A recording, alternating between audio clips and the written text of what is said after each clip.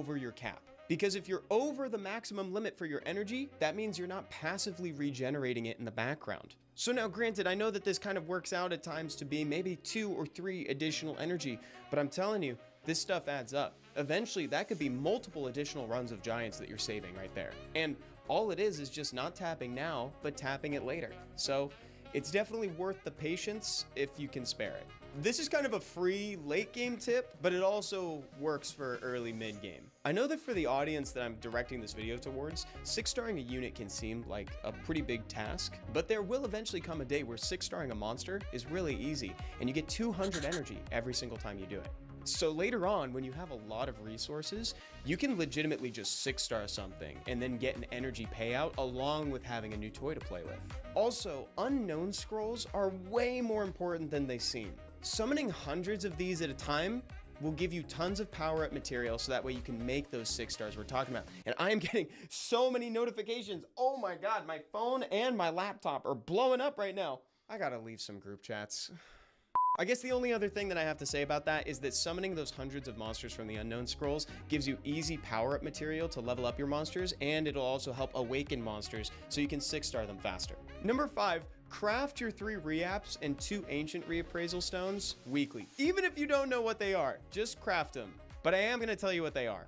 Reappraisal stones and ancient reappraisal stones respectively will re-roll the substats that are underneath your runes. So you're going to want to save these for your legendary runes that have the highest potential rolls in those substats. Like, let's say you got a legendary rune with like flat attack, flat HP, flat defense, and resistance. That sounds awful. And it's on a crit damage violent rune. That's crazy. So rather than going and finding another legendary crit damage violent rune and hoping for different substats, you can just reappraise the rune and it'll pop out with new substats and rolled up to the level that you rolled it, which is plus 12 by the way, because it has to be plus 12 in order to do this. And maybe, just maybe, that violent rune is going to come back out with crit rate, speed, attack, and like HP or something. Who's to say? It might take a couple tries, but that's why I'm telling you to farm up your reapps now, because you're going to need them. You're going to need more than one.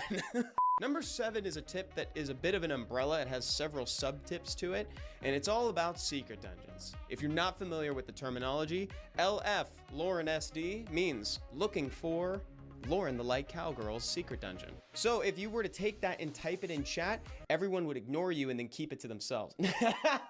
But for realsies though, you've typed this in chat, it will help indicate that you're looking for a certain secret dungeon, and it's way easier than it used to be for people to invite you into their secret dungeon.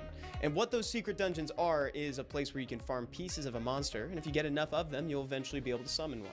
But there are more ways to open a secret dungeon than just asking chat, because chat won't give it to you. Unless you're in chat channel 1050. This is colloquially known as the secret dungeon chat channel. Is this a secret? Was I not supposed to reveal this? Stop gatekeeping secret dungeons. They're not actually supposed to be secret. We should rename them to really well-known dungeons. You can also find your own secret dungeons by farming the appropriate elemental hall. On each day of the week, a different elemental hall will open, and on Fridays through Sundays, each one will be open. Then when you find the one you're looking for, you can share it with people. Because, you know, be the change you want to see in the world and all that. And lastly, you can also craft a random secret dungeon via the craft building. All you got to do is choose the element that you want and you'll open a random dungeon from among the options available. Now, speaking of the craft building, that takes us really cleanly into the segment on the craft building. Look at that. Great job, Evan. Amazing script writing. Thank you. But for realsies though, speaking of the craft building, there are way more things you can do in it. First of all, you can convert your rift crystals, albeit at a reduced rate of return. But if you really don't want to farm a rift dungeon and you need those rift crystals for say like a homunculus or just to make LD pieces, or I don't know what you're doing, just if you need them, you can do this. I don't know what more you want from me.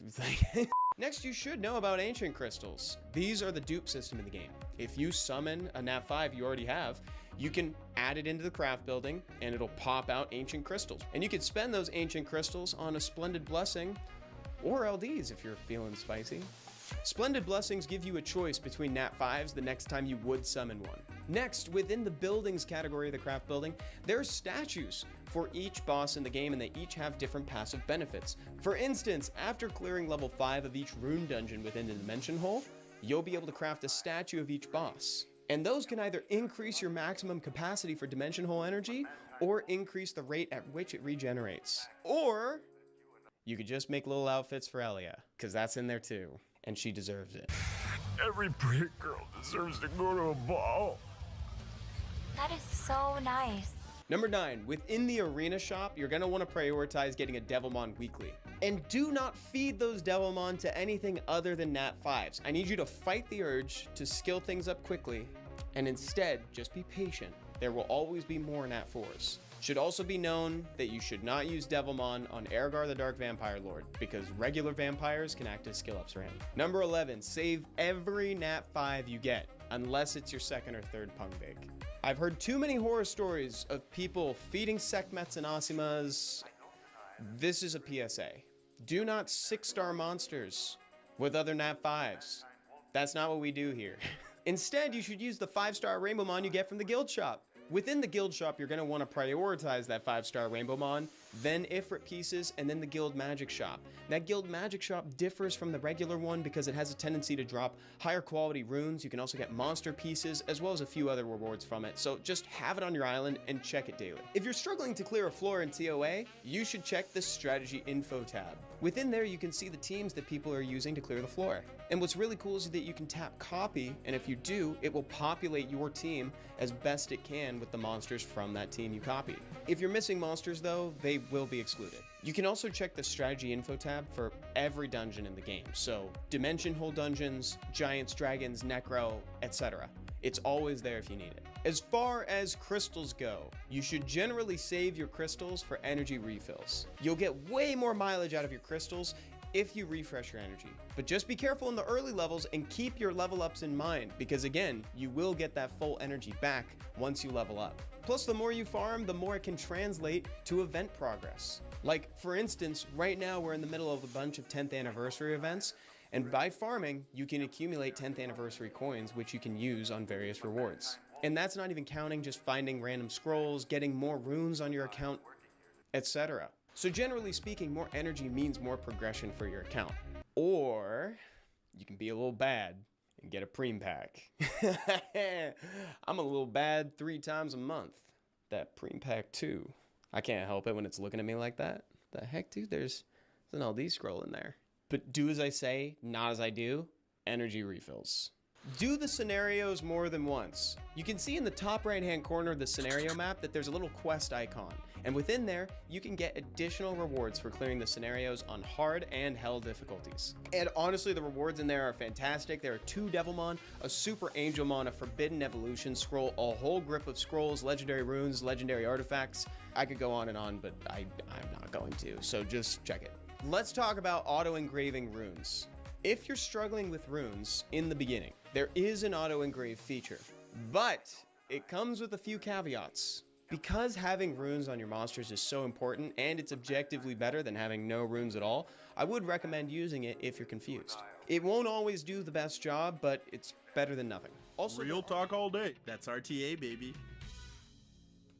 what's going on, everybody, and welcome back to Summoner's War. My name is Come To Us Evan, and with me today, it's Stoic and Thompson, the other 2 casters for the EN SWC2024 cast. What's going on, guys? How are you? What's up? What's up? Doing all right, Evan. Doing all right. Stoic's been better, but Salve Nushach. What's going on, everybody? Collaborator 69, Kanagi, Estella Maki, Michael, welcome. We got Elfo Maru. What's going on, everybody? Yeah, say hello to our 3rd EN caster, now fully revealed for folks who didn't read the notices. So, Thompson, how are you feeling today, man? I'm feeling great, man. I'm very excited to cast with you guys and enter like a Hall of Fame name. You know, there's like Evan, Stoic, you know, there's even like the Monagua, Mr. Sloth. You know, I'm just like really happy to be part of this team. Dude, it's gonna be awesome. It's gonna be a really fun year for SWC, and you've been prepping a lot, dude. I saw the notes, I saw everything. This man is ready, chat. This man is ready. It's gonna be awesome. He's got his paper shuffled. Stoic. So, how are you feeling, man? Are you excited for SWC this year? I'm always excited for SWC every year. You know, it's something that we all look forward to. You know, I look forward to people playing a lot better than I do, especially. It's always a good time. You know, the big trips, the big events, watching you know, returning faces going head to head, and like maybe even like redemption acts of like we're seeing like Topa V, for instance, once again making his way back into SWC, and you know, he's someone I'm always like cheering for. So it's always fun to see like returning names, new faces as well. But I mean, it's a big celebration of a game that we've been playing for so many years. You know? Yeah, and we actually have quite a few new faces today. You know, I might be jumping ahead a little bit, but something I wanted to talk to you guys about in relation to the upcoming prelims, because for folks who didn't see the countdown screen, we got 2 days of America's Cup preliminaries coming up between Saturday and Sunday. I wanted to talk about what you guys would say to keep in mind when people are filling out their predictions. I think one of the things you really want to see is how the player, because in RTA I feel like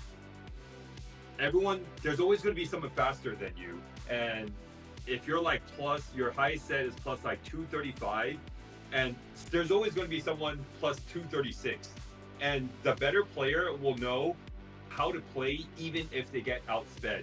And that happens a lot in RTA, where you're like, oh, the other person's faster than me, or you don't know if the other person's faster than me. They get the first turn, and it's how you respond the second turn, and how a good player will know, like, okay, his Water Twin Angel outsped my, you know, my Swift unit, and if I can adapt, then you're the better player. If you can't, then you're not going to excel. Yeah. Oh, what's going on, Childish? Welcome to the chat, dude. What's going on, man? Good to see you here. And I think bouncing off of, sorry. I was just about to ask you for your opinion, actually, Stoic. Please, go ahead. Well, perfect. Well, bouncing off of what Thompson just said right there, I think a great example was watching APAC. I'm sorry, not APAC, Japan. Edawaru, ranked #1, probably had some of the better rune quality out of all those players. In his very first match, losing to the person who won Japan, Karitama. And he outsped. He was a faster player than Karitama. And Edawaru ended up taking the L there as the highest ranked player. So like Thompson's saying, like that pivot, that second spot, or that second area where you're drafting weighs heavily into it. But leading up to that, keep in mind that there is a loser bracket. So don't feel like, oh, how's it going to work out? Like, I don't want to, you know, vote for someone who's never going to like potentially make it up there if they lose their first match. Like, every person that you vote for here has a chance to be there. There's no if, ands, or but about it. No matter how or which way you set up a bracket, every single person has a chance to qualify. So don't think like your predictions are shot based off of how the brackets are released for day 1 and day 2, because no matter what, when it leads to that day 3, the redemption act for everybody that gets put into that bracket has a chance to still qualify and make your predictions true. Yeah, so there's going to be 3 whole days of prelims, and so I agree with what Stoic's saying. You know, don't stress too much about that. You know, the players you love can be seen again in that bottom bracket, the redemption bracket as he's calling it. Have you guys filled out your predictions yet? I don't know if you feel comfortable sharing or you want to keep it a secret, but Thompson, who do you have on your radar is probably a better way to phrase that. But also makes a good player good, it could be really deceiving too, is very easily everyone sees this and everyone knows about this, is how many LDs you have. But not a lot of players realize that, like, it's not about how many LDs you have, it's about how many LDs you have, but also how many times you use that LD. So like a player like Raigeki, he might not have a lot of LDs, but he uses his LDs so much. Like he uses his LD Marul and Gracia so much that like he knows all the ins and out of every single of his LD, right? Like versus a player like me, I pull Mookwall, I'm like, all right, Mookwall Storage Guardian, you know? But someone like Raigeki, he'll pull Mookwall, he'll use it 100 games, win or lose, it doesn't matter, and he'll make it good. So like, it's not about how many LDs you have, but how much you understand the LD, the unit as it is. So I would say like, for a player like Raigeki, he doesn't have a lot of LDs, but he makes like his units like Laura, Morel Garcia, Oberon, and even Volantis. A lot of people like stopped using Volantis, and he kept using because it's one of his only LDs and he uses it so well. So he kind of brought Volantis back into the meta. So It's not about how many LDs you have, but how good you are at using your LDs. It's a good point. That's a really good point. Another good example, sorry for cutting you, another good example is like Papa B, right? This is He a has, place like, where you should be talking. I'm happy to hear you talk, Thompson. Go for it. yeah, another good example, like if you don't want to, you could base your vote on like, you know, someone with a lot of LDs, and you should, but there's players that are just really good at their LDs. Like Topa V, he had Young Hong for 8 years. He's so good at using Young Hong, you know? He also has Ragdoll, he uses it all the time. So like he only has like 2 usable LDs and he uses it really well. Not about how many LDs you have, it's how good you are at understanding the units. And you actually brought up like you brought up the meta discussion in there too, and I think Stoic, I don't know if you want to start us off there, but I wanted to ask your opinion on the current meta. I mean, we know about like we've all seen a lot of the holy trinity of this season and the last one, right? You know, the Chandra Cigar Velajuel. What do you think of where we're at right now? Like, have people figured it out? People cracked the codes? New stuff coming up? Oh, people have definitely figured it out. I mean, this is where you're seeing, you know, Les, for instance, where he's busting out things that people are not expecting to see. But yeah, your Chandra Vela Cigar is still there. There's still great combinations of units here. This is where your Water Twins are coming into the picture as another 24 speed lead. CR is getting so much more action now. Okeanos is coming in as like I feel like Okeanos is kind of taking that spot of Cigar now, but just the fire version of it. And then you have Ciara, Ramuel Judaya, that are just like those three, like almost kind of make a comp in themselves as well, with like how people have been drafted. You know, you're looking at 3 units that can cover a lot of ground. You know, I'm so stoked to see Oki back, actually. Do you want to hear? It's just a meta shift, you know. Do you want to hear my opinion on the meta? I would love to. Okay, so the meta, there's no counter for Chandra Cigar because like the meta has always been like you pick a speed lead and then unit that could follow up after the speed lead, and no one does it better than Chandra Cigar. So like you could pivot in many ways with Chandra Cigar because you have a speed lead, someone threatening speed, and someone controlling the whole field already, right? It's been like that since the beginning of time, and the reason why like Ramel and Jedi work too is because it's also a speed lead, and it could also follow up a unit like an AoE strip. So to answer you on the Chandra Cigar meta, there's so many pivots in and out of Chandra Cigar. There's really no counters for Chandra Cigar right now. Like, yeah, you could say like, okay, I could pick like Seimei, I could pick like Berta Hill and counter Cigar, but that's only Cigar. That's not countering the whole team. But as 2 units that could do so much, Chandra Cigar is up there. There's not really much counters for it because you already have a speed lead and a unit that resets another unit. And as for Okeanos, it's probably not going to be used in America's Cup. It's not a good unit. Oh, really? Interesting take. Tell me more about that. So, what to you makes Okeanos kind of a weaker pick? Because, well, just to be clear, before I so that I leave no room, I think we kind of all were coming from a position of like how Okeanos seemed pretty weak for a while, and all of a sudden he started popping up. Like he actually got a lot of runtime in like the Japan qualifier. So, you think that he's not going to get as much time in the spotlight for the Americas region? Okeanos is kind of like a unit like Praha. Like they're good, but you have to invest too much into the unit for it to be good. So like you could be good, but your rune depths have to be really, really strong. And most people don't have that kind of rune depth, you know? If you have that type of set to go on the Okeanos, then you could probably put it on someone else. But if you have that long of a depth, then yeah, then okay, rune up an Okeanos, so you probably won't, and it probably won't even do as good as you think it'll do. And the reason why I say that is because like if you notice in the games, Les has Okeanos go. His Okeanos is so fast, you know, just like the same year Rune and Praha has to go first, and most people can't rune up Okeanos at that speed. That goes in front of Cigar, goes in front of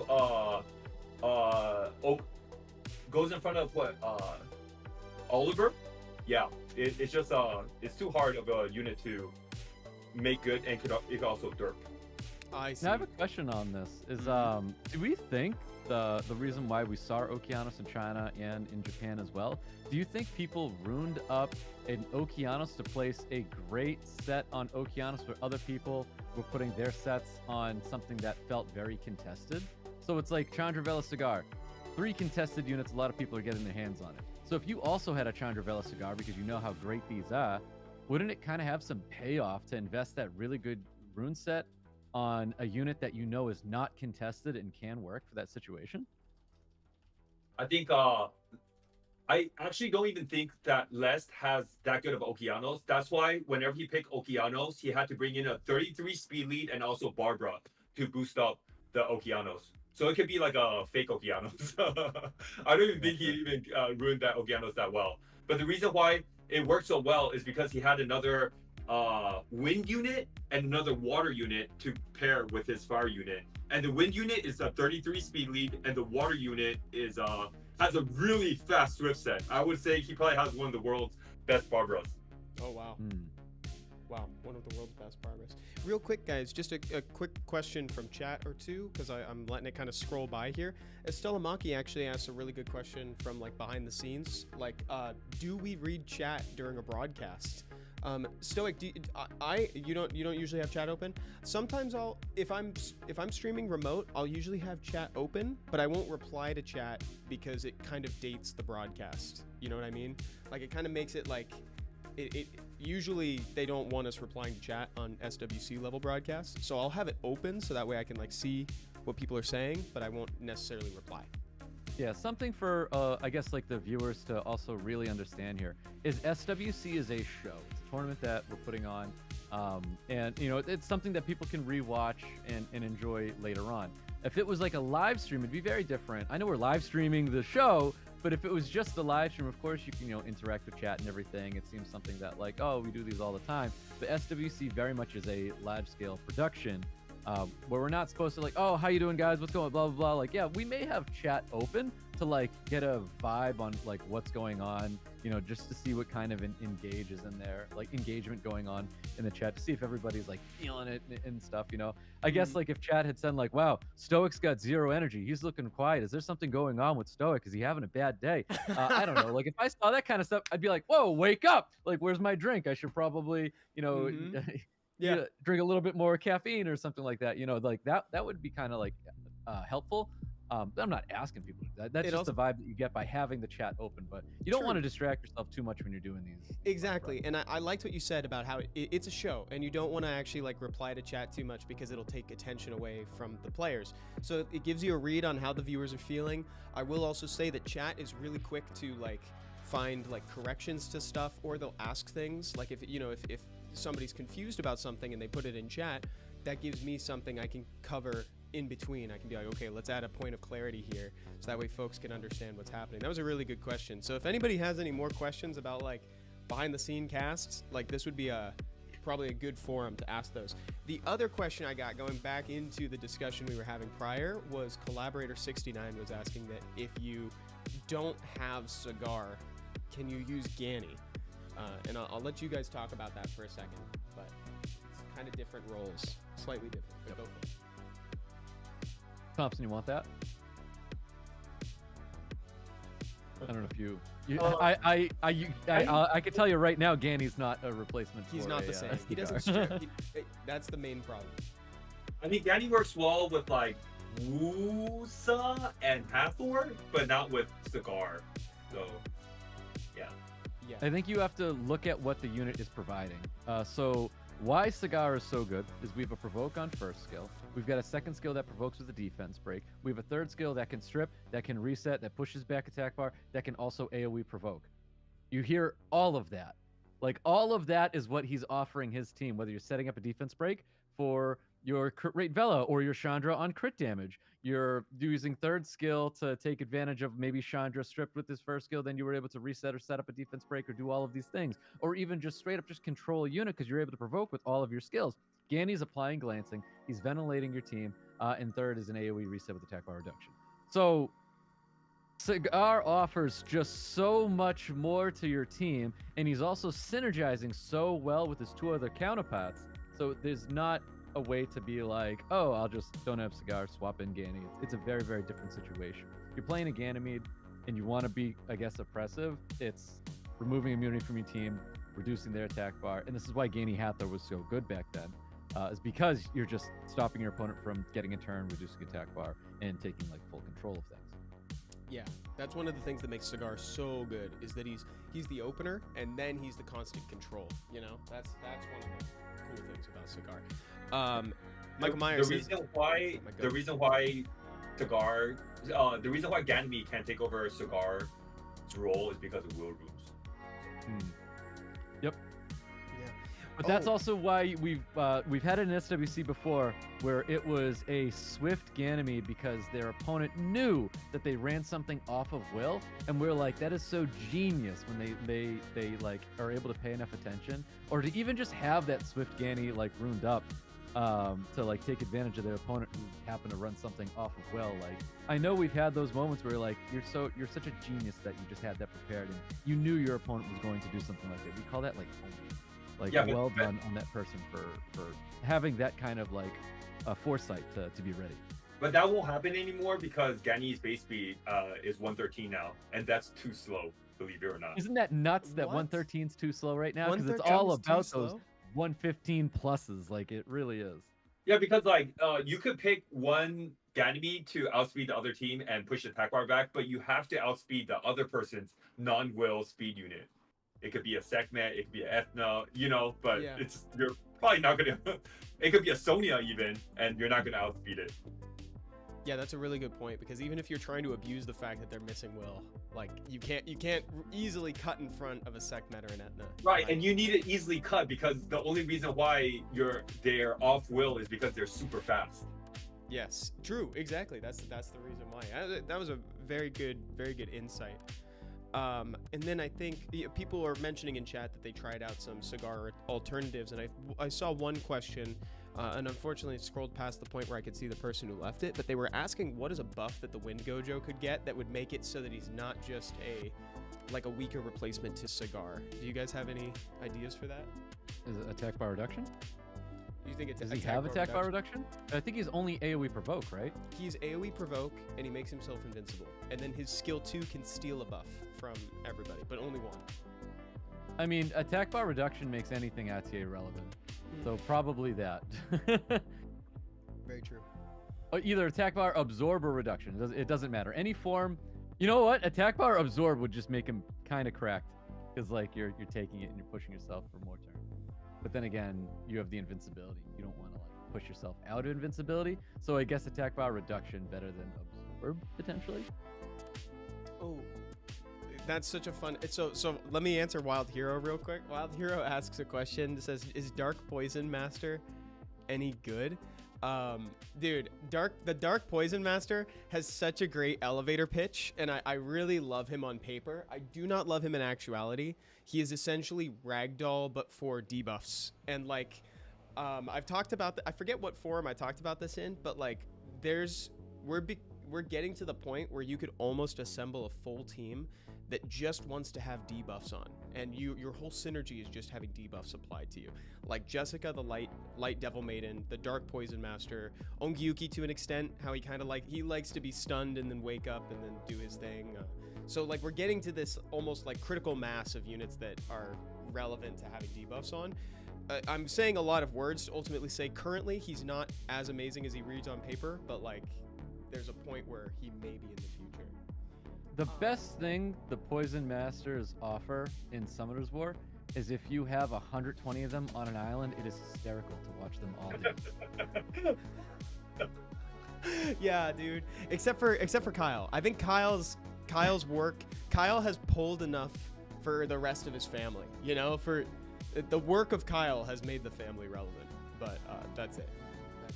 That's all. Actually, so that's a pretty solid transition between the discussion of the Dark Poison Master and then like Cigar, Ganny replacements, etc. I wanted to ask you guys, and we can start with Thompson on this one. What would you say is probably the most overrated unit right now? Yeah, for me, it's pretty easy. It's overrated means people put it really high. Too high. It's Too picked high. a lot. Yeah. Well, before today, I could have said Okeanos because I never knew you guys thought that highly of Okeanos. But the most overrated unit has to be Ramel and Judaya. Whoa. Raj, as I call him. It's also really, really good first pick because it's speed lead and it has one really important component that it boosts attack bar by 15 and that's the best skill. That's the best thing it has in its kit. But it's overrated because skill 3 misses very often. And do you want to bank on that in SWC or not? And also, like, skill 2 rarely stuns. It's a really, really good unit only because it applies speed buff and it boosts the unit by 15. You could boost the Bella Jewel, you could boost the Julianne, you know, you could boost the Chow and follow up after defense break. But it's overrated because it's really hard for it to land the armor break and also the AoE stun. And if it's not AoE stunning and it's also not armor breaking, what does it do? Yeah, that is a lot of variance, and it has, like you said, like a lot of low impact skills. Like I think that's a good way to describe it. Stoic, we've seen a lot of the Water Twin Angels. It was first picked some in Japan qualifier. It was actually even pre-banned in the qualifier too. It's really good, yes. Yeah. What do you think about it? Oh no, I mean I think it's fine. I don't. I think that's fine to say Water Twin Angels is overrated for sure. Obviously, accuracy res goes real hard when it comes to that unit where you're hoping for stuns, you're hoping for defense breaks. It can really hurt that unit. But it does offer just a crap ton of utility with just so many skills at its disposal, whether it's pushing up your attack bar, pushing back attack bar. So there's a lot of things going on. But I wouldn't say he's wrong. I know what unit I believe is just insanely overrated right now. Which one? Wait, should we guess? Should we try to guess? You know what? I'll let you. I don't think Thompson will get it, but I do think you should get it, Evan. Okay. I do think. Thompson, what's your guess? I've got my guess. You did? What'd you say? You said I won't get it. There's like a 0%. I don't think Thompson will get it. What I believe is overrated. Overrated. I think it's Ragdoll. Okay. You're wrong. Okay. You're wrong, but go on. What has Thompson got? Ethna. Okay, no. What I believe is the most overrated unit right now. Where's Oseda-san? Leo. Leo, the most overrated unit in the world. Now you're sitting there, you're like, oh, I'll lower your, additional damage by speed, your damage dealing by speed. And what happened? Units were still doing whatever they wanted. He threw like 3 matches. He did kind of mess himself up when he played a Barbara and then played Leo, and you could see it in his eyes that he's like, yeah, I did that. I think it was a Barbara. But he destroyed himself there, but then he kept leaning on it as a last pick. He was like, hovers the Leo. And I'm like, no. Like, I get it. I understand why Leo is good here, but no.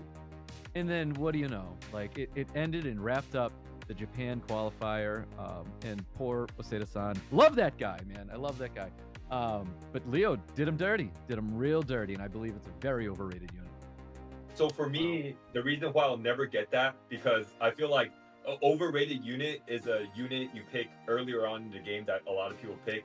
And I feel like Leo is very double standard and will never be overrated, because Leo is a unit that you only pick Leo when you feel like the time is right. Like, I'm not going to pick Antares first. I'm going to pick Antares when I feel like it's going to be good, right? You pick Leo. I'm only going to pick Leo if you pick Miles. I don't have to pick Leo if you don't pick Miles, right? So how is it overrated? Like, it's always good.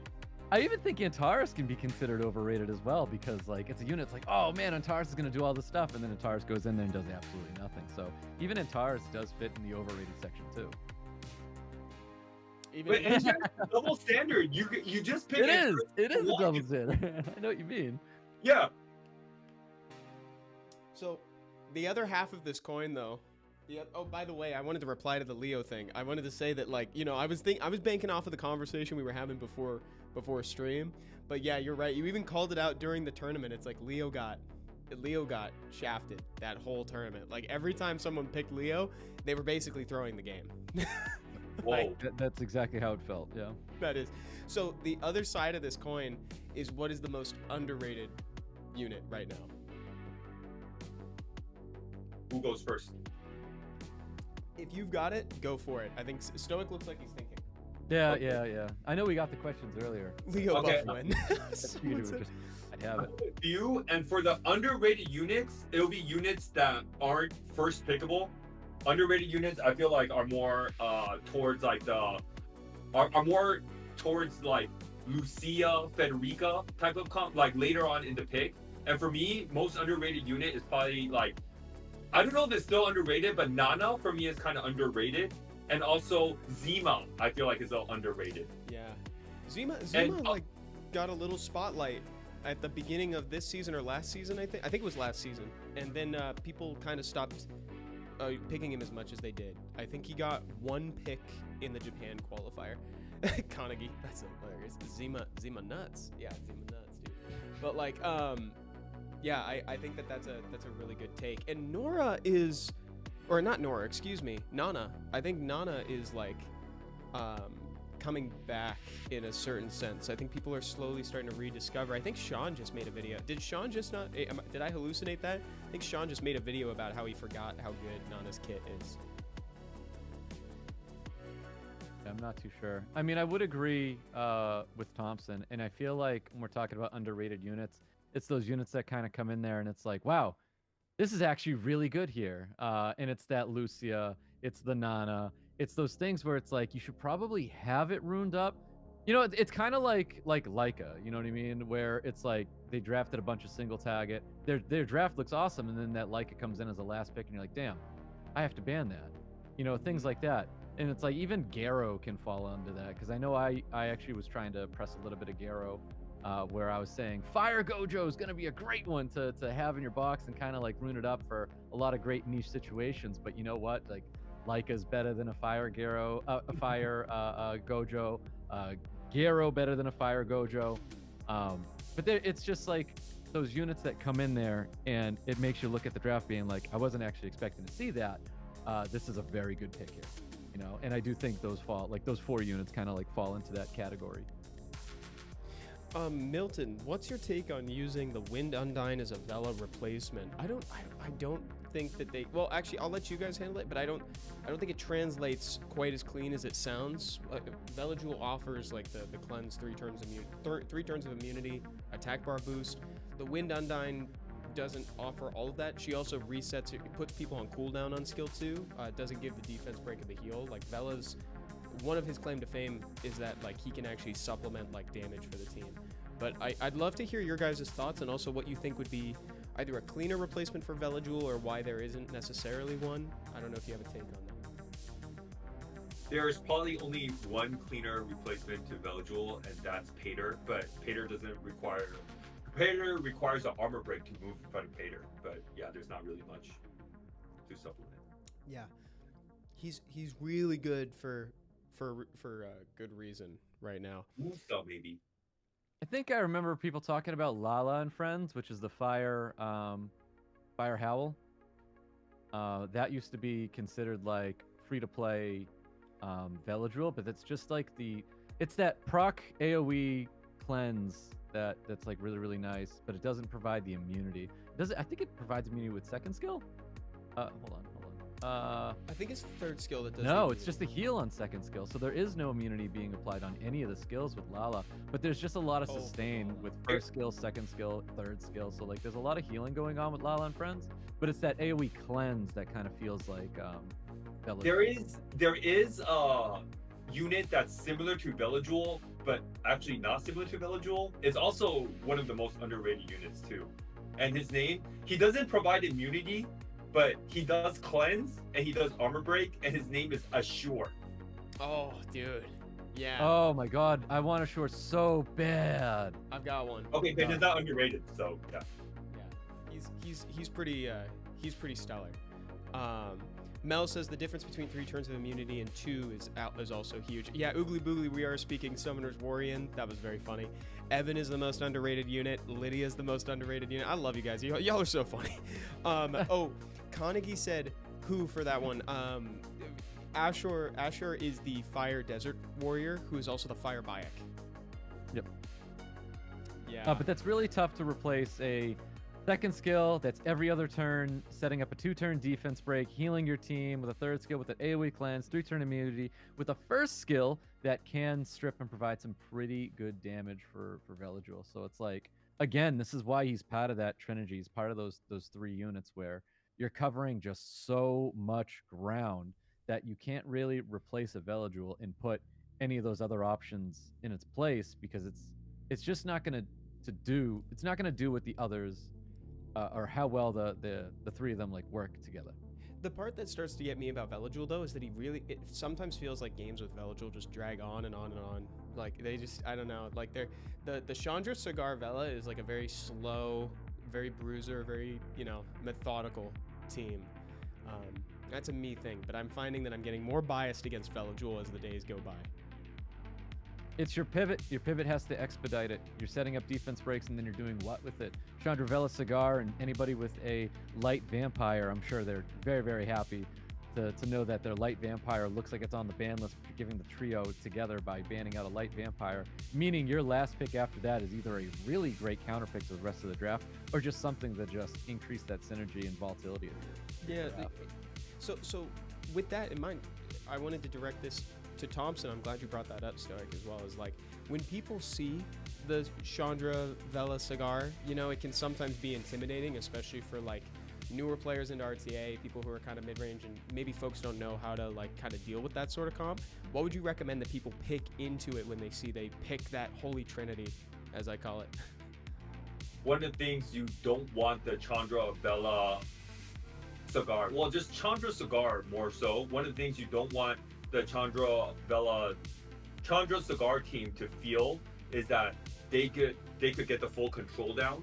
So it's really important if they pick Chandra Cigar that you contest some type of speed, like a Vanessa Ethna, or like a Water Twin Angel Hagang, or like a Sierra Hagang, or you know, like Sierra Veligil. The list goes on, but you know what I mean. Like you have to pick a speed lead and another unit to contest. So you know, like, all right, you're not gonna let the Chandra and Cigar step all over you and get the first turn and get the whole control, full team provoke, full team AoE pushbacks, armor breaks with the Cigar. That's a very good response. And because it's actually, sorry to cut you, because Chandra Cigar is actually really good into like those slow teams. Like if you pick like Gapsu, Gyo, Ragdoll, like Chandra Cigar could beat those. Yeah, you're absolutely right. What's up, Hirotion? Welcome to the chat, dude. So many ways to set up defense break and create different avenues of victory with those three. It's crazy. Yeah, it really is. Vela Death Break. So Milton is still still talking about how good the kit is of the Wind Undyne, saying that she puts the unit on cooldown for 2 turns, saying she's got the AoE cleanse and the immunity. She does sound really good, by the way, Milton. Like she does have a nice kit, but is it a replacement for Veligil worthy? Maybe not, or maybe at certain levels it is. Especially, I think there's power in people not knowing her kit. You know, I think sometimes people have a tendency to underestimate 4-star units that they don't know, especially in like lower ranks of RTA, right? So it's like there could be places where you could pick her and see some use. Mel is saying that Adriana is really good too. Oh yeah, Adriana is really stellar. You know, I did like seeing all of the Ciara recently, by the way. I think Thompson, you brought it up as like a pick that you could do against that. At Stoic, we saw a lot of Ciara representation in the Japan and China qualifiers, and I counted actually. I think she only missed bomb 5 or 6 times across both. Yeah, she was very, very good in the tournaments for sure. Ciara's getting a ton of actions. The buff to that 3rd skill really put her back on the map. But ultimately, it's just her offering that speed lead, you know? Like, I feel like if she didn't have that buff, I think with just the way things have shifted into, you know, things being so bruiser heavy, Ciara's just great going into all of this. You don't have to rune it up on crit anymore, so you're not so afraid of stuff that takes advantage of all that crit. People are just runing up Ciara super, super tanky, with still having the ability to deal damage, especially with artifacts, getting all that bomb damage out there. We're watching these bombs sometimes even take out units, and you know, the damage that Ciara can still do, and you're hitting it and you're like, why is it so tanky? Why is it dealing so much damage? Ciara is doing very, very good, especially in the pivot right now in today's meta. That's something that's come up quite a bit when we talk about like what makes a good player, is that ability to pivot. Do you want to tell us a little bit more about that, Stoic, actually? So in China, we watched a lot of this, and pretty much every single person that struggled in the pivot got bumped down to the lower bracket. and then they had to kind of like figure themselves out. Everybody who opened up with their draft everybody that won their first rounds were so well-rounded in their opening of their draft, and then their pivot was just like perfect. And then you watch people's draft, you're like, wow, this guy has no damage. How is he going to win? To the loser bracket. And then the same situation just kept repeating itself, where it's like everybody who failed the pivot got bumped down to the loser bracket. Yeah, very true. Thompson, so you've talked about this too, is that failure to pivot. Like, that sounds like kind of a hard skill to pick up. I don't know. What's your advice for like people trying to get better at like that pick ban phase and pivoting away from what they've started with? It's actually really easy to pivot because Summoner's War made it really easy with some units that are very pivotable. And the units that are very pivotable is Ragdoll, right? You see they go, okay, then you go Vanessa Ethna. Oh, Ragdoll. Yeah, you don't have to be too smart to pick a Ragdoll. Another unit. You see they go Chandra, Bella, Cigar, or no, actually that's not that good. You see them go like Water Twin Angel, Gianna. You don't have to pivot, just pick Haging. Summoner's War made it really easy. It doesn't take a big brain to do that, right? There's also it's not that hard to pivot, Summoner's War made a lot of units that makes you pick units that counter the whole team, right? Veramos, right, is a good Juno, right? I think that the difficulty comes from recognizing what they're trying to do to you. I think that's probably the biggest obstacle for folks who are trying to like get better at pivoting, is like breaking down those units into archetypes. Because I've seen a lot of people, myself included, like sometimes it can be overwhelming, like especially in the beginning, trying to realize what everybody's doing. And you have that moment where the 30 seconds are ticking down and you're trying to read the skills frantically. But it's like, all you got to do is have an idea of what these units are providing, and then you can pivot accordingly, right? Like your suggestion, if you see they pick Vanessa Etna and you happen to have a Ragdoll to pick back, you see that it's a fast unit that's going to do an AoE, it's going to crit all the time, and it's going to boost up your team. So Ragdoll is incredible in that moment. But yeah, I think breaking down the things into archetypes. I think you told me about that, right, Stoic? I think that was kind of your assessment of figure out what units their roles. Look at units as roles, and don't look at units as like there's a defense break, I got to be careful with this. So the roles are really important to look at, but at the same time you got to be really careful with elements. That's why Chandra Vela Cigar is Wind, Water, Fire. We've seen this, and we understand why Chow has made a name for himself again, and he's so good in the pivot. People are drafting like 3 fire units, and Chow is there quicker than you could spell Chow out, and that's a 4-letter name. Like it's this is what we're talking about. Like when it comes to pivoting, he's so good. You know what I mean? You've got Justice that's going through invincibility, through shields, through all of that, providing lots of damage, doing even more damage when units are dying on your team. So if they do catch you off guard and get something killed through like a defense break violent proc, Chow's like gonna just pump even more damage. Stoic, I know how you feel like having different elements is a great draft, but I feel like it's very overrated and it actually doesn't make a big draft. I know you also think that like, okay, Les is a great player and he always picks 3 different elements, but there's also great players that pick very similar elements and gets the job done. A couple examples will be like, does Sierra have an element? No. Does Hageng have an element? No. But like you could pick Chandra, Hageng, and you'll be fine. Or you could go Sierra, Ethna, or like Sierra, Chung Pang. I'm just throwing an example, right? Sierra doesn't really have an element. A lot of good players will use your like the way you're drafting right now and the stuff you say. People use that as advantage. Like one person that uses it as advantage is Dreams Joseph. He'll draft at the beginning. He'll go like Sierra, Wind, Robo, and you'll be like, okay. Then the second pick, I will pick like Marshall, Belladjewel, and then the second you do that, the next 2 picks is gonna be water for Dreams Joseph, and then you lost that round immediately. So then like you also have to be scared. You also have to be wary about like, are they trapping you? What's their box, and what they might pick too. That's why sometimes LD is great, Yeah, a lot of times LDs are great. Yeah. And I think this is why you say like pivoting is easy. It's easy when you understand unit roles. It's easy when you understand unit composition. Like you said, Ciara, what element is it? Like doesn't matter. Bombs are going to hurt no matter what you are. CR doesn't care if you're blue, purple, pink. Like, it just doesn't matter. Bombs are going to hurt. But if you understand roles, if you understand composition, if you understand like all of that, like the pivot is actually easy because you'll know what you're missing, and you'll know what your opponent's missing and what will harm him a lot. So I didn't really finish I didn't really clarify what I said earlier. Like, pivoting is really easy, but it's like the pivot within the pivot is hard. Like, okay, a very good example is like I pick Nefties and Hey Gang, and then you pick, whatever that counters Nefties, Hey Gang, Vermos, or whatever, and then I pick Masha and Oliver. So now I have Masha and Oliver counting your Vermos or whatever you bring in to counter my Nefties. Now all comes down to, okay, I pick great, you pick great, and let's see who bans better, right? Mm-hmm. So the ban will always be like 50-50. Okay, you ban my Masha, then I ban your Vermos, or you ban my Nefties and I don't ban your Vermos. Then it becomes like so Summoner's War is always like, a 50-50 chance, and whoever bans better and pivots better in the draft will win. Yes, 100%. Yeah. Man, there are quite. You got me thinking. Actually, 90%. Call that 90%, 10% RNG, because there is a chance that nothing happens.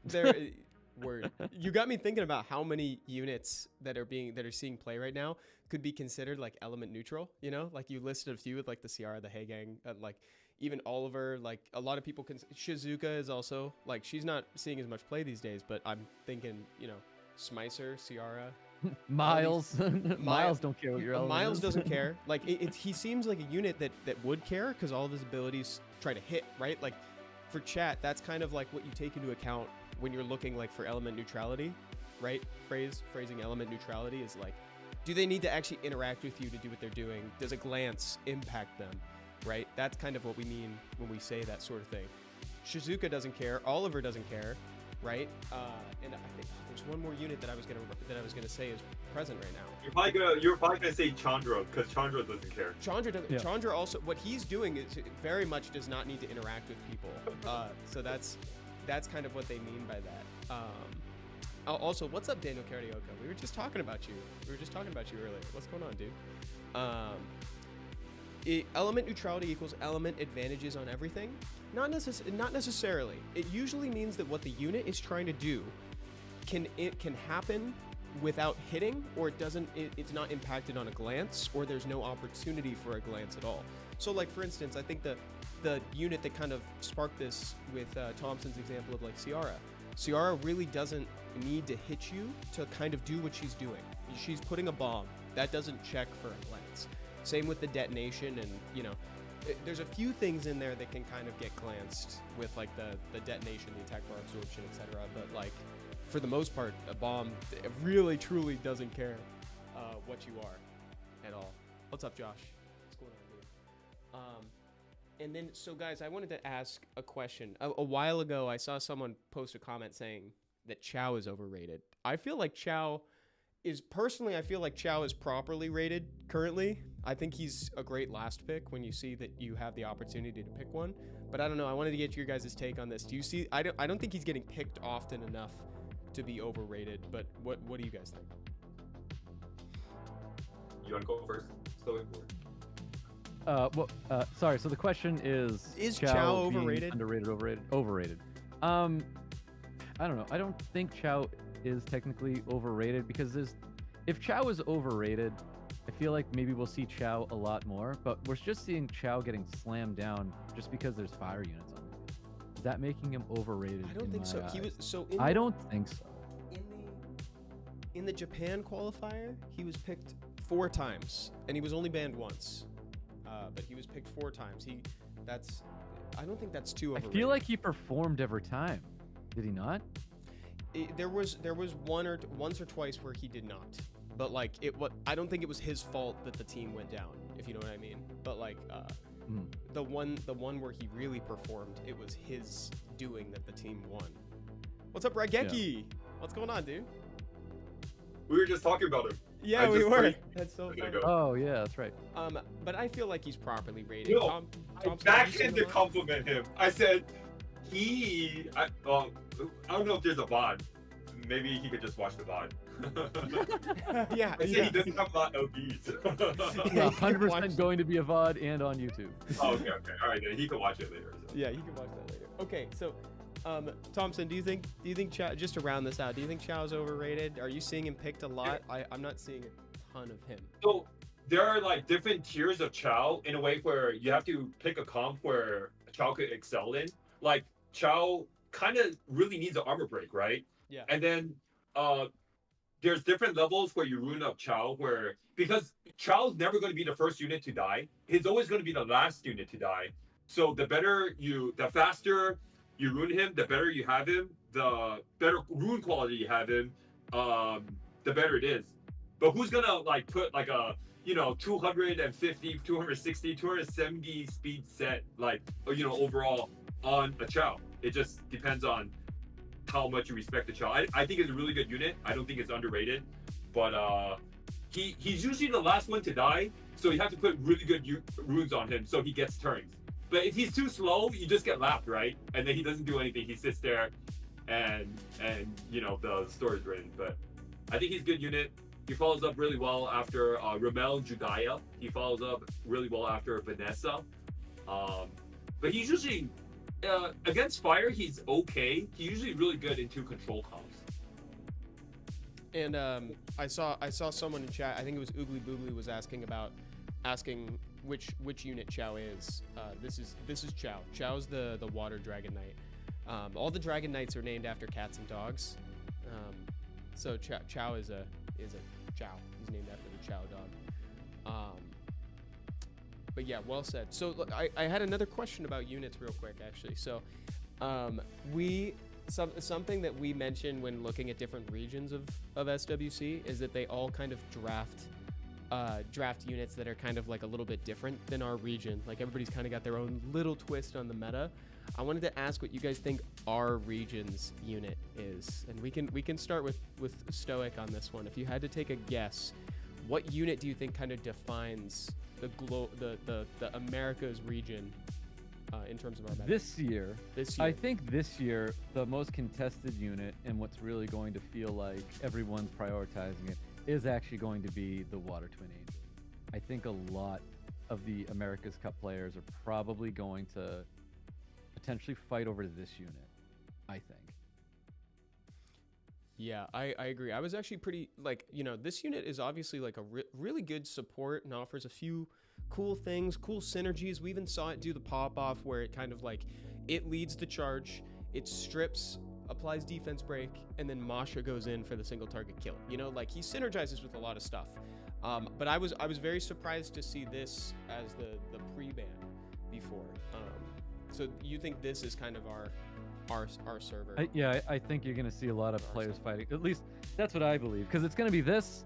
And then as for a damage dealer, but it's not fair to say this damage dealer, because I feel like when you have these kind of openings and so many people already take it, I was going to say Masha, but Masha's not that unit, because it's you see a Juno, you see a Fire Monkey King, Masha's probably going to be there. You see them setting up a defense break, whether it's Rumwell Judaya setting up a defense break, Masha can be that unit to capitalize on it. She's basically that damage dealer that a lot of people take to capitalize on it. But I know we'll probably see a lot of Masha at America's Cup, but you see a lot of Masha in a lot of tournaments. So I don't think it's fair to say that. But the Water Twin Angels, I think, is what we'll see a lot of. Yeah, I think so too. Thompson, what's your take on that? Well, I completely agree with Stoic and you. It's also kind of funny because if you don't have a Julian, the best follow-up to Ramel and Judaya is probably going to be a Masha.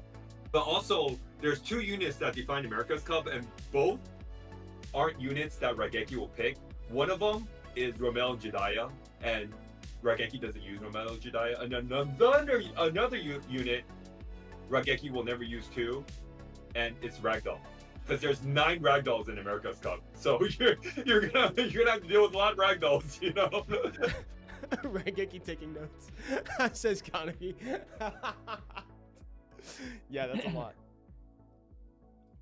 It's a lot of Ragdolls. So you think? So I completely agree with you. Ramel Jediah will be heavily contested, especially if you go Chandra Cigar and the opponent will just pick like Ramel, Jediah, and Julianne. Well, Ramel, Jediah, and Masha, and it's really hard to deal with because you have to challenge the highest speed, their swift set now.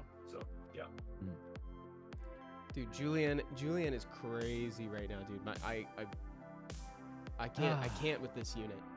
Yeah, he's one of my most wanted.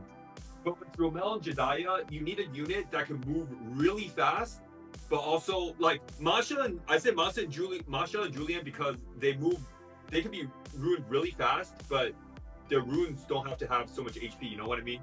So like, you can't really do it with any other unit other than Julianne or Masha. Chao maybe if you have super good runes. Mei Ho Wang not really because you can't follow up, right? So. Slight transition here, but just because I'm kind of curious for your guys' opinion, because it's something I've been thinking about. What do you think is the best LD5 right now and the worst LD5 right now? I'm actually very curious about that. Let's start with best. I mean, I feel like you have to kind of break it up in a couple roles here. Like your best control turn 1 unit, and then there's like your best bruiser unit. I feel like, because it's not fair to be like, this is the best LD Nat 5. You know what I mean? As the best unit when it comes to bruiser, it probably still remains Ragdoll, and I know this. As someone who's been playing Ragdoll for over 7 years, I see a different side of the world, so I can't help but think of like Julianne fits the bill a little bit better, or even like a Dumon. And I look at Dumon and Julianne as units where if there's a defense break, Julianne's killing it. Julianne is a difficult unit to handle when it's on the field. Dumon offers great utility and the ability to remove a unit after a certain amount of turns with the Curse of Death. And just like there's great utility to just Dumon, period. First skill strip, second skill strip karma. These are great things. But that's probably what I would say. But as for like a turn 1, is it still a Wunsa / Veronica for turn 1? I don't know. I guess that's where I'm at. Thompson, what do you think? Me, real easy. Nothing comes close to it. It's for me, Gianna. Actually, yeah. Okay. There's another unit that comes close to it, and it's Julianne. But like Gianna, best unit in the game. How close do you think is Berghild to the best? Is she is she 3 or 4 for you? Where is she at? Oh, Berghild's number 3 for sure. Yeah, Okay. It's the Berghild's number 3. Yeah. Yeah, I think this unit's pretty high for me. Like she's very high on my radar. Yeah, Berghild's pretty crazy. So now we can come back to this and we can. Lydia's the best. Dude, I wish. Okay, so people in chat saying, so we got Vince AL agreeing with Thompson. The best is Gianna. We got Gurkha being said is the worst. Laura is the best. I think Laura's really good. I don't think Laura is necessarily the best. I think she's really good. I have all the units except for Berghild.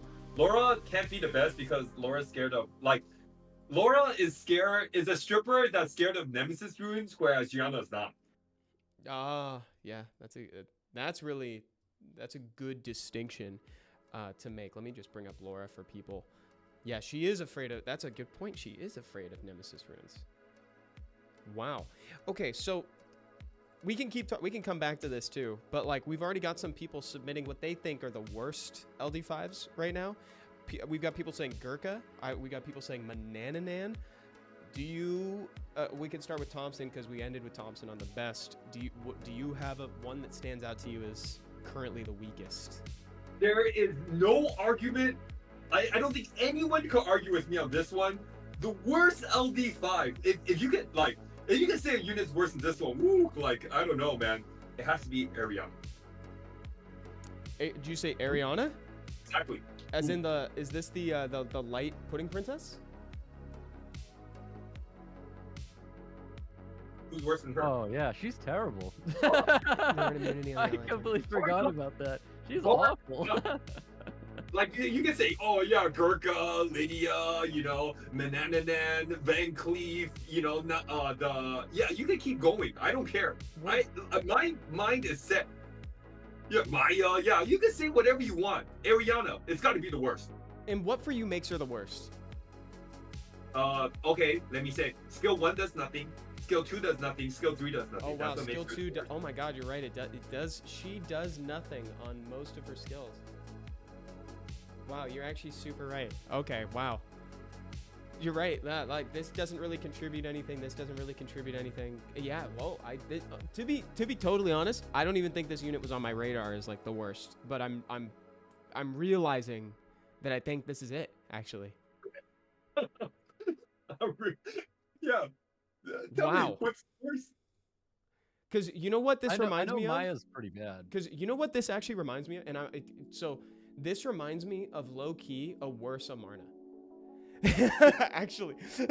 Oh, armor breaks and heal blocks. He though. armor, What dude, skill? armor break and skill 1, armor break and heal block, and then he's got a brand that deals damage, and then he can cleanse and revive everybody, and it increases the cooldown time by 2 turns, whereas she only does it for 1 person. That's actually crazy. Wow. Interesting. Okay, that's a really good answer. So, what was your answer going to be, Stoic, or has it changed? Because I'm in a world and I feel for a lot of the Trinity owners, but the thing is with Trinity, the 33 speed lead that one day, like I said, in 2032 or 2035, Trinity's gonna get that buff where she might be one of the best LD Nat 5s in the game because she offers a 33 speed lead, and then whatever change they decide to. And you can run her with Vanessa. You can run both. In that case, so yeah, I'm with you. I don't think she's the worst, mainly carried because of the lead. Yeah, she's carried by her lead because there is some form of synergy that can be made with having that 33 speed lead and what she could possibly do, especially possibly do down the road.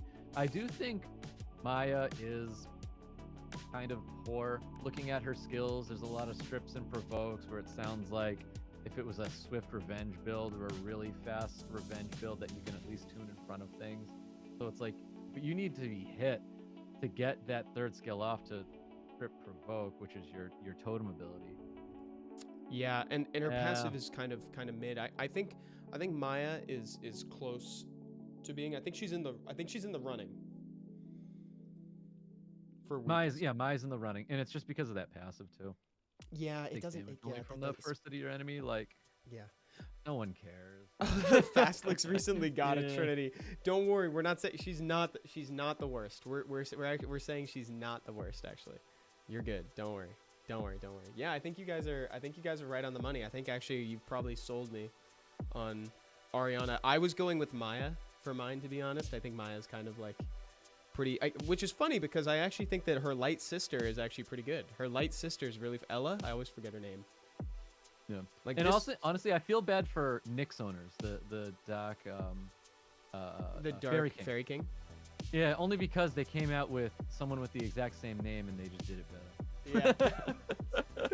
Like, I Very can't true. believe they would do him so dirty. Like, anybody who like really liked the art style of Nyx, the Fire Fairy King, be like, yeah, he's okay. He can strip with the 2nd skill. And he's got his passive. Like that's neat. And then comp to us, we're like, it'd be great. Nyx comes out with Nyx, and he's just the better version of Nyx. And it's like, oh, I suddenly hate my Dark Fairy King because he's old news. There is no way you pull a Dark Fairy King and you hate your Dark Fairy King. Dark Fairy King is a fun unit to play with. It's decent. The passive goes crazy sometimes. It can make your bomb from 2 turn to 1 turn. It's not great. And then it's not great because the skill 2 is not consistent. It's still a full turn AoE strip, AoE cooldown for 1 turn, But you can't they do 2 different things, that unit and Nyx. Both the Nyxes. Yeah. Like, you're feeling bad for Nyx owners? No, I do. I do feel bad for Nyx owners. But yeah, there's way worse though. There's way worse. Yeah, there are. Can we talk about Kumar? Kumar could, there we go. That's one that could also I be up like there. Kumar. I do. Or Camus or Rahul rather. Is it Rahul? Oh, Rahul's the Dark Rahul. Beast. Sorry, I get them mixed up. What is his thing? Is he just too slow? He just needs a better base speed? maybe a base speed 101. awakening Attacks for on Raoul. the power of darkness attack 75% chance to remove beneficial effects. So it's a strip Oh, he's got a 101. and buff block. No problem, Estella. No problem, Estella Maki. I knew what you meant. You're good. And then he's also got Chandra's Hug. And he can brand on skill 1. You know, I don't think this guy is like that bad. I would say that he's a little underwhelming, but I don't think he's that bad, especially because his third skill strips. He's I like, have a beautiful seal rune. If I had a Raoul, I've got a beautiful 32 speed seal crit damage rune to slap on Raoul. Ooh, that would be cool. That's a he's like Chandra's little sister. He's so bad. One, biggest part. The biggest part is he doesn't have a speed lead. Okay, so he's like 50% worse than Chandra. And then 2, he doesn't stun on skill 1. he brands. He doesn't stun on skill 3. You know. Yeah. I would use him. If I had a Raoul, I would probably I rune him hope up. you pull have him. I something hope you pull him. I want to see it. I do. If you have the speed lead, you know, then we could have another conversation another day. But I think he's horrible. But if you have him and you say you can make him work, power to you. No, he's not the worst LD Nat 5, Thompson. We could make him work. So great to storage. We know who the worst one is now. But yeah, I think it's. Yeah, I know. You've convinced me that Ariana is actually. Yeah, well, the way I convinced you, you're like, what does her skill do? I'm like, all 3 does nothing. Oh yeah, okay, yeah, Yeah, not it that really, good. truly, it really does like nothing. You know, she just kind of sits there. Yeah, that's very true. That would be crazy. Fastlix, imagine giving Rahul arena speed lead. Dude, that would be crazy. AoE strip and buff block. That's awesome. Mhm. That's actually pretty sick. Veligil can still cleanse out though. So guys, I wanted to bring it back to SWC for a second and ask, who do you think would probably be the ideal underdog to surprise other regions? Every single year, I do think we have one person who does fall into the underdog. And probably more so even now, because he's been streaming Minecraft for about 2 months, Topavi.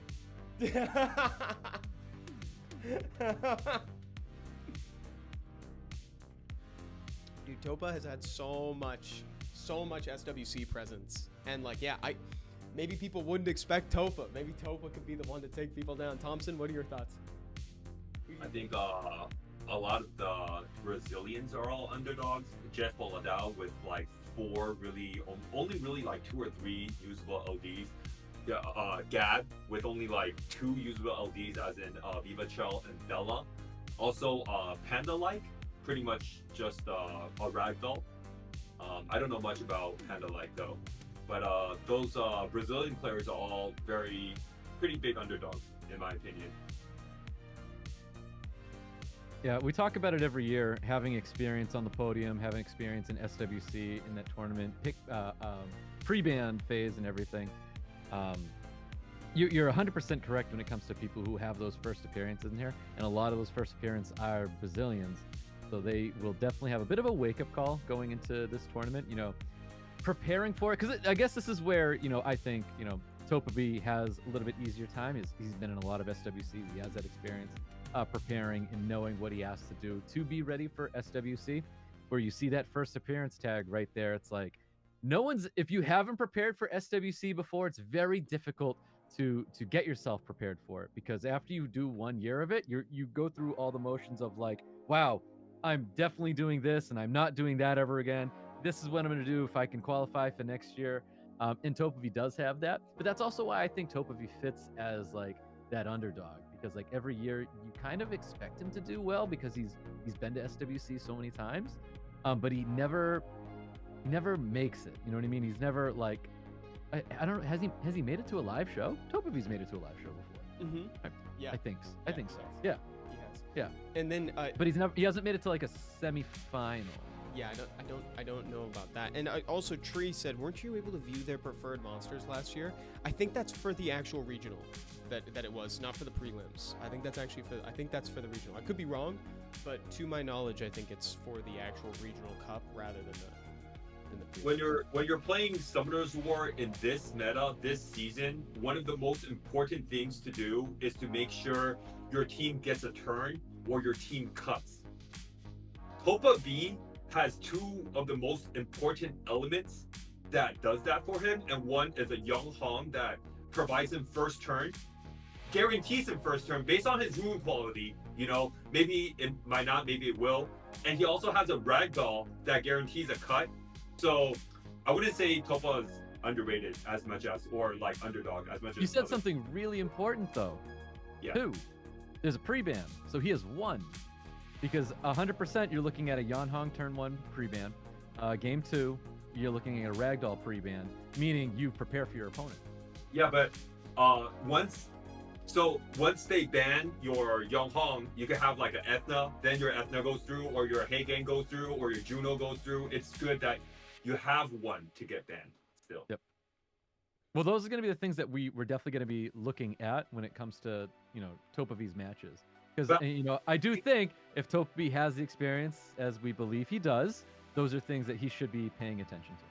I would say because of his experience and how his LDs are based on, he's not an underdog in this tournament. But I would actually say the Brazilians are more of an underdog than Topa V is. But I could be wrong too. Topa V could be it.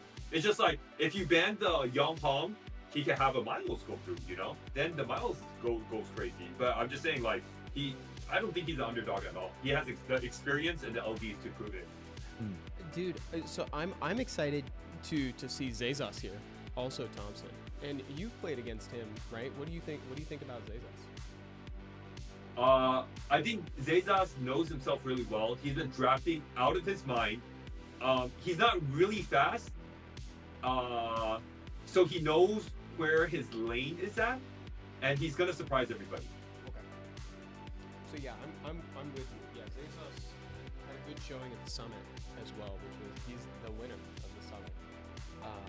So yeah, this is pretty stacked. This is gonna be really fun. I can't wait for day 1 tomorrow.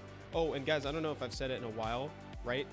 Tomorrow is day 1 of the America's Cup prelims, and then Sunday will be day 2, and then the weekend after we'll have day 3, which is going to be the bottom bracket for that one. Yeah, I think you guys had really good answers for all this stuff. I am really excited to see Ladrillo play live, because I feel like everybody kind of runs on a really similar foundation where there's like, speed lead, Chandra Vela Cigar, Ramel Jediah, Oliver Sierra Vanessa.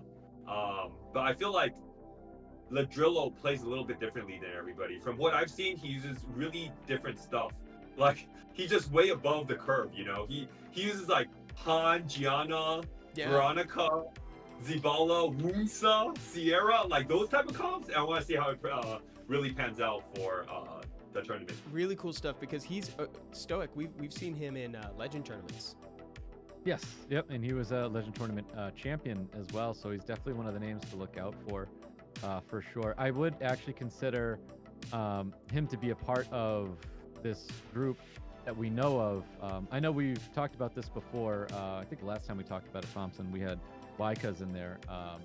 And mega accounts is like something that comes to mind. And when we bring up mega accounts are an account that has insane rune quality, that has lots of LD Nat 5s. I think Ladrillo does qualify as a mega account, as well as Mini Shinny account qualifies as like a mega account, where they offer, I believe, really good rune, like insane rune quality with really great LD Nat 5s, like at a large scale. Wow. From Leanne in chat said, I think the biggest challenge for Brazilians is controlling the nerves and expectations. We kind of put a lot of pressure on them. That's the message from that. It's too much pressure. Don't put so much pressure on your on your representatives. That's crazy. Oh, there's definitely a lot of pressure on our Brazilian players. That's for sure. Yeah. That's the thing, right? I think like you guys said it so eloquently. It's like tournament experience like truly means a lot. And so. Hopefully they'll be able to kind of filter out all that stuff, all the pressure, and just realize, just go back to them on the ladder. Just that's where their head needs to be at. Just treat this like another game, because there's already a lot of pressure on the first tournament experience. Oh my goodness. I feel like it's very different from ladder, because one, you know who your opponent is, and that's the most important part that's different from the ladder. and 2, there's a pre-ban.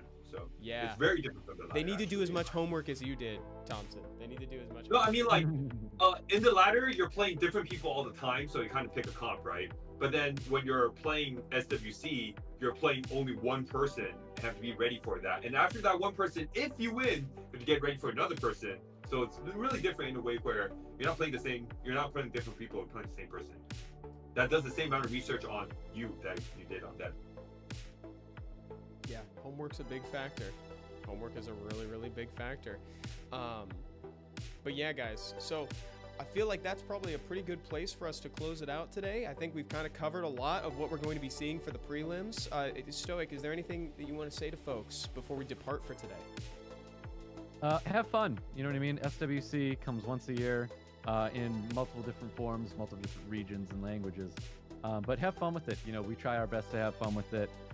It's awesome that we have this platform for everybody to compete on. So really try to enjoy it, take it in, and maybe ultimately learn something from it as well, because there's definitely a lot to learn when you watch these players playing at such a high caliber. Yeah, and I think you're entirely right. Like, just kind of go in, have fun, soak up all the tournament fun. Thompson, anything you want to say to folks? Yeah, it's going to be my first time casting for Summoner's War. I just hope you guys cheer for me, and I'll try my best. And I hope you guys could feel how much I really do love this game. Oh, dude, you do. It comes through all the time, and it'll come through on the cast. It's gonna be a blast. And for folks, again, so the information will be on the next screen. It's gonna be at 1 p.m. Pacific time. So just come back here, same time as right now, but add like 50 minutes. Add like 50 minutes wherever you're watching. Same time tomorrow, but 50 minutes in the future. Thank you to everybody for watching and hanging out. Stay in chat. We're going to raid somebody. See you tomorrow for the prelims. Bye, everybody. Raids as a source of slow and defense break. The next one that I wanted to talk about is Spectra, specifically Second Awakened Spectra, who's the Fire Griffin. You can use Spectra in Dragons. I've seen people force Spectra in Giants. You can use them in TOA, or frankly, anywhere that you need max HP scaling damage. The slow and attack bar pushback is also very valuable. Next, Vertihile, the Fire Vampire. Thank John come to us. This dude is fusible now. When I started playing the game, Verd was not fusible. I got him through summoning stones, which are now exclusive summons. It'd be easier to talk about where Verd can't be used, to be honest. Like, you can rune him on Triple Revenge or Swift in RTA, you can use him in TOA, any initialism in the game, you can use him. He's also a staple in Dragons. He was already important